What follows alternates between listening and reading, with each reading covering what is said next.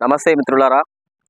ఇప్పుడు మేము వడ్లు విక్రయించేటువంటి ఒక మార్కెట్‌లో ఉన్నాము. ముఖ్యంగా ఈ వీడియో రైతుల కోసము. అదేంటంటే మార్కెట్‌లో మనము విక్రయించే వడ్లు అనేటివి ఎఫ్‌సిఐ ఉంటది. అంటే ఫుడ్ కార్పొరేషన్ ఆఫ్ ఇండియా వాళ్ళు ఈ వడ్లను కొనుగోలు చేస్తారు. అంటే ఆహార ధాన్యాలను వాళ్ళే కొనుగోలు చేస్తారు. అయితే అసలు విషయం ఏంటంటే ఈ వడ్లు ఎప్పుడైతే మనము ఈ మార్కెట్ అధికారులకు మనం విక్రయిస్తామో ఆ సమయంలో మనకు తిరిగి కొంత అమౌంట్ వచ్చే అవకాశాలు ఉంటాయి. అదేంటంటే కాంటా పెట్టే హమాలి ఖర్చు ఒకటి, సుతిల్ ఖర్చు ఒకటి, అదేవిధంగా ఈ ట్రాన్స్పోర్ట్ ఖర్చు కూడా మనకు తిరిగి ఎఫ్సిఐ డబ్బులు పంపిస్తుంది. అయితే గత కొన్నేళ్లుగా మన రాష్ట్రంలో అయితేనే మన దేశంలో చాలా ప్రాంతాల్లో రైతులకు ఈ డబ్బులు తిరిగి ఇవ్వడం అనేది జరగడం లేదు చాలా వరకు.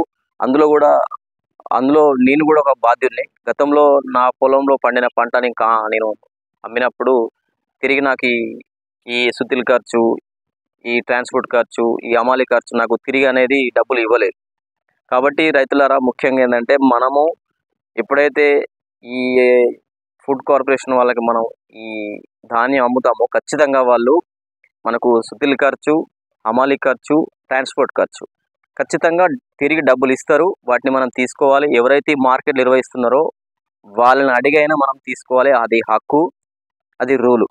అయితే ఇక్కడ ఇంకో విషయం ఏంటంటే ట్రాన్స్పోర్ట్ ఖర్చు ఈ మార్కెట్ నుంచి ఏ మిల్లులకు అయితే మనము ఈ వడ్లను సరఫరా చేస్తున్నారో కొన్నిసార్లు ఏమవుతాయంటే ప్రభుత్వమే వెహికల్స్ పెడుతుంది. కొన్నిసార్లు వెహికల్స్ అనేవి మనకు అందవు.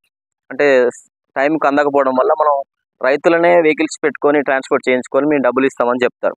అయితే ఇందులో చిన్న లాజిక్ ఉంటుంది. గవర్నమెంట్ ఈ పంపించే వెహికల్స్ సరిపోనప్పుడు ఈ మధ్య ఈ అధికారులు కానీ కొంతమంది మార్కెట్ నిర్వాహకులు ఏం చేస్తారంటే ఈ వెహికల్స్ సరిపోయే వెహికల్స్ ఉన్నా కూడా కావాలని రైతుల చేత ట్రాన్స్పోర్ట్ చేయిస్తారు ఈ వరి ధాన్యాన్ని. ఆ డబ్బులు మిగిల్చుకునే ప్రయత్నం చేస్తున్నట్టు మనకు ఒక విశ్వసనీయ సమాచారం ఉంది. ఇలాంటి పరిస్థితుల్లో రైతులు కొంచెం జాగ్రత్తగా ఉండాలి. ఒకవేళ మార్కెట్లలో ఈ అధికారులు నిర్వాహకులు ఎవరైతే ఉంటారో వాళ్ళు మన ట్రాన్స్పోర్ట్ ఖర్చు మీరు పెట్టుకోండి అన్నప్పుడు మీరు కొంచెం జాగ్రత్త ఉండాలి. ఎందుకంటే మనము ఏం చేస్తాం, వడ్లు ఈ వర్షానికో లేకపోతే ఇంకా వాతావరణ ప్రతికూల పరిస్థితులకు ధాన్యము చెడిపోయే అవకాశం ఉంటుందని భయంతో రైతులు మనం చాలామంది ఏం చేస్తాం, ఈ వడ్లను మన సొంతంగా ఖర్చు పెట్టుకొని వాళ్ళు చెప్పిన ప్లేస్కి మనం తరలిస్తాం. ఆ తర్వాత ఏమైందంటే వీళ్ళు ఆ డిస్టెన్స్ బట్టి బస్తాకి 20 రూపాయల, 30 రూపాయల, 50 రూపాయల అనే డిస్టెన్స్ బట్టి నిర్ణయిస్తారు. అయితే ఆ నిర్ణయించిన ప్రకారము మనకు డబ్బులు సరిపోను, కరెక్ట్ పైసలు మనం ఎన్ని డబ్బులు పెట్టి మనం ట్రాన్స్పోర్ట్ చేస్తామో ఆ డబ్బులు సరిపోను మనకు వస్తాయి. కానీ ఇక్కడ ఏంటంటే 30 రూపాయలు నిర్ణయించిన తర్వాత వీళ్ళు మనకి ఎంత ఇస్తారంటే 5 రూపాయలు, బస్తాకు 3 రూపాయలు అట్లా ఆ చొప్పున ఇస్తారు. దానివల్ల ఏమవుతుందంటే ఈ ట్రాన్స్పోర్ట్ ఖర్చు వల్ల రైతు చాలామంది నష్టపోతున్నారు.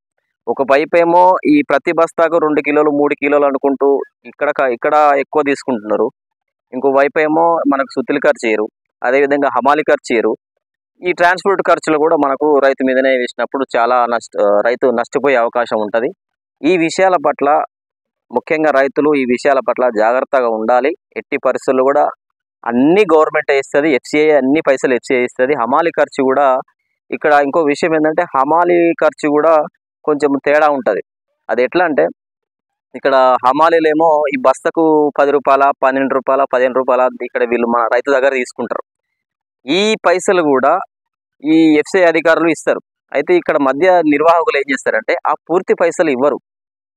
ఆ డబ్బులను ఈ బస్తాకి ఎంత, కింటకింత 2 రూపాయల, 3 రూపాయల లేదా 5 రూపాయలు అని చాలా తక్కువ మోతాదులో తిరిగి రైతుకు ఇస్తారు కానీ తక్కువ మోతాదులో ఇస్తారు.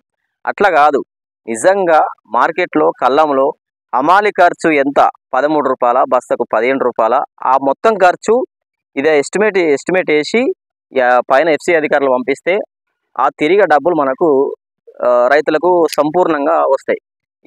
ఈ విషయాల్లో ఇలాంటి విషయాల్లో నిర్వాహకులు చాలా ఫ్రాడ్ చేస్తున్నారు. కాబట్టి రైతులారా, ఈ విషయాల పట్ల మీరు జాగ్రత్తగా ఉండాలి. ఖచ్చితంగా ఎఫ్సిఐ అనేది ఖచ్చితంగా మనకు ఎంత రావాలనో సంపూర్ణంగా అన్ని పైసలు పంపిస్తారు. మీరు ఈ విషయం పట్ల ఎక్కడ భయపడాల్సిన అవసరం లేదు. ఎవరో ఏమనుకుంటారు, మమ్మల్ని ఏమంటారు, మా ఊళ్ళో కొంటారో కొనరో అనే భయాలు మాత్రం అసలు పెట్టుకోవద్దు. ఇది మన హక్కు. ప్రభుత్వం అయినా ఎఫ్సిఐ అయినా అది మన కోసం పుట్టిందే. ఏదో ఈ ఈ ఈ సంస్థలు ఈ వ్యవస్థ ఉందని మనుషులు పుట్టుకురావట్లేరు, మనుషులు ఉన్నారని ఈ వ్యవస్థలు ఏర్పాటు చేసిండ్రు మిత్రులారా.